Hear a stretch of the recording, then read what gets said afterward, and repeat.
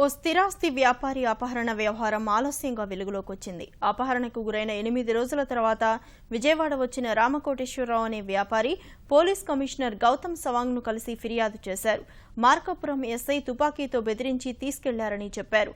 Encounter చేస్తానని బెదిరించారని ఫిర్యాదులో పేర్కొన్నారు. మార్కాపురం డీఎస్పీ వద్దకు తీసుకెళ్లి భూ వివాదానికి సంబంధించి రాజీ చేశారని వెల్లడించారు. ఫిబ్రవరి 27 అర్ధరాత్రి ఇంటి నుంచి అపహరించినట్లు ఫిర్యాదులో పేర్కొన్నారు. భూ వివాదంతో హత్య చేస్తామని ఎస్ఐ డీఎస్పీ బెదిరించినట్లు చెప్పారు. సందుల రంగారెడ్డితో కలిసి మార్కాపురం ఎస్ఐ అపహరణకు పాల్పడ్డారని ఫిర్యాదులో పేర్కొన్నారు.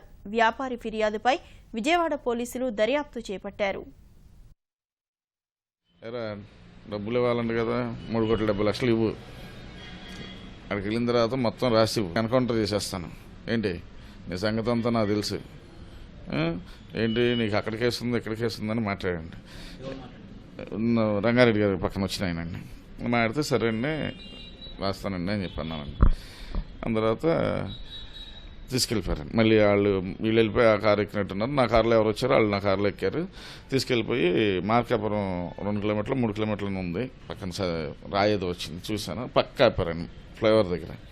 యాక్చువల్గా ఏంటంటే ఏం లేదండి, ఇప్పుడు డిమార్టికేషన్ వచ్చింది సార్. రంగారెడ్డి గారు నేను వ్యాపారం చేశాం, కొన్ని లావాదేవీలు ఉన్నాయి ఇద్దరికి. ఆయన ఏమంటాడు, ఆయన్ని నాకు సంబంధం లేదు, నువ్వు నాకు నేను ఎంత పెట్టా, ఇది నేను 1,15,000 పెట్టా, 1,15,000కి 2,30, 2,30కి 3,70 ఇలా లెక్కేసి కట్టమంటాడు. లెక్కలంటే అసలు లెక్కలతో సంబంధం లేదంటాడు. ఎలా అవుతుందండి అది? ఇద్దరు పార్ట్నర్స్ ఆగిపోయినాయి. ఇప్పుడు ఆగిపోయినాయి కాబట్టి అన్నీ నేను తీసుకోవాలంట.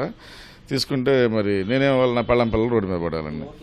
మళ్ళీ రిపీట్ అయితే మేము సూసైడ్ చెప్పించుకోండి ఇంకేం లేదు సార్. మాకు అన్ని డబ్బులు కట్టి అన్నీ నేను వాల్చుకుని రంగారెడ్డి గారు 3,70 లక్షలు ఇచ్చేసి ఈ సైట్లో ఆగిపోయిన సైట్లు నేను వాల్చుకుంటే మేము నా ఫ్యామిలీ రోడ్డు మీద పడిపోవాలండి.